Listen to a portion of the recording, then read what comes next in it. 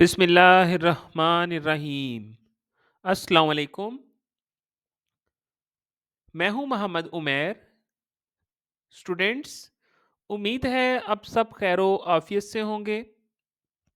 जैसा कि आपके इल्म में है कि नाहम ग्रेड का सिलेबस चेंज हो चुका है। आज हम फिज़िक्स की न्यू बुक की चैप्टर नंबर 2 काइनेमैटिक्स की हेडिंग 2.6 को स्टडी करेंगे, जिसका उन्वान है एक्सेलरेशन। तो चलिए शुरू करते हैं।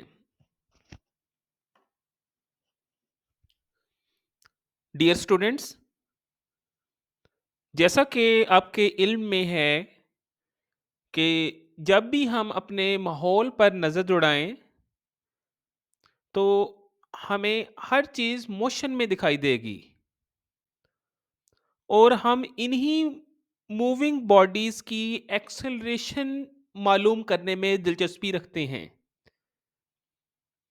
क्योंकि आपको इल्म में है कि एक्सेलरेशन जो है हादसात का बायस बनती है और बहुत ज़्यादा एक्सेलरेशन ख़तरनाक होती है।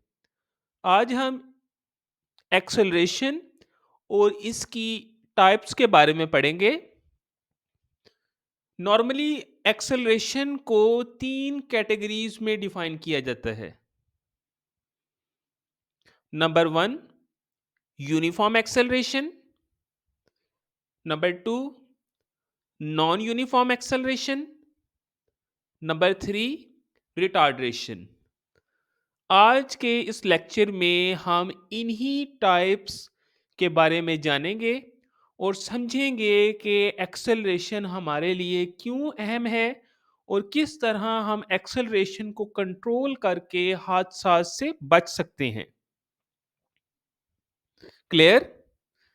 तो चलिए आगे बढ़ते हैं।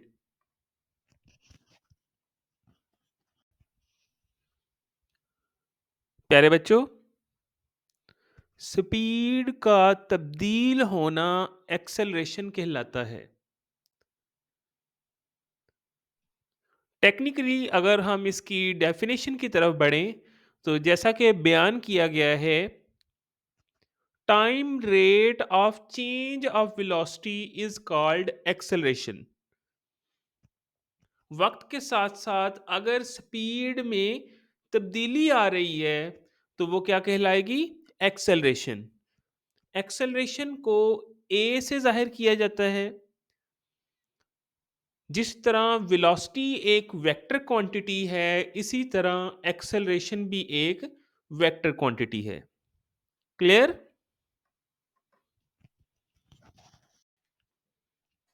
तस्वीर पर नज़र दौड़ाएं तो आपको येलो और पर्पल कार्स दिखाई दे रही होंगी।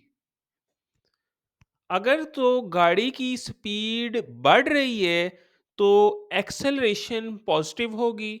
इसी तरह अगर गाड़ी की स्पीड कम हो रही है तो एक्सेलरेशन नेगेटिव होगी। जैसा कि आपको तस्वीर में भी दिखाया जा रहा है कि एक्सेलरेशन जब कम हो रही है तो वो बैकवर्ड एरो की मदद से आपको दिखाया गया है, और इसी नेगेटिव एक्सेलरेशन को डी एक्सेलरेशन कहा जाता है। क्लियर?